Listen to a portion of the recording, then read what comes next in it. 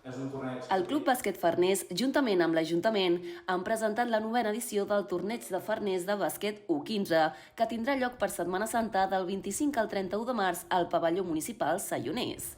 Enguany, la 9a edició acollirà gairebé 50 partits amb més de 200 esportistes i més de 1.000 visitants. Pel municipi és una oportunitat de, a part de nivell esportiu, fer un pas endavant i posar el nom de Santa Coloma en el mapa esportiu de Catalunya. Si tu mires des d'un altre vessant, a nivell d'activitat econòmica, per exemple, és un torneig que porta molta gent, dinamitza els dies de Setmana Santa, que vulguis o no, segurament si en el poble no hi tens res, la gent marxa i surt, hi ha dies festius que la gent aprofita per marxar fora del poble, doncs d'aquesta manera, tinguent una activitat així, un esport o un torneig que dura tota una setmana, fa que la gent es quedi, gent de fora vingui al poble i al final doncs es dinamitzi tot. Els restaurants estiguin plens, els hotels estiguin plens, hi hagi ebullició a diversos punts del poble i per tant doncs, això per nosaltres és molt important.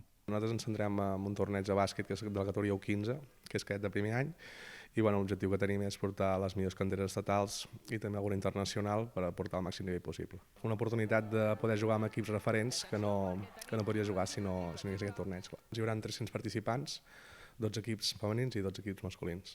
La gran majoria dels equips venen de Catalunya, però també tenim equips com a València, Canàries, que venen de la resta de l'Estat, i també l'Estela Surra, que ve d'Itàlia. Està centrat en, 3 dies, del 25 al 27 al femení i del 29 al 31 al masculí.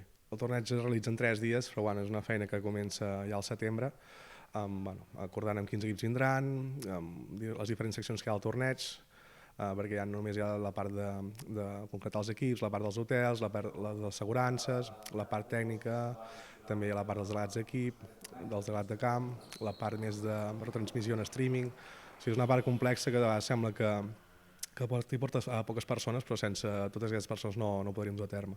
El torneig Farners començarà amb la categoria femenina, que se celebrarà del 25 al 27 de març, sent la final el dia 27 a les 5:30.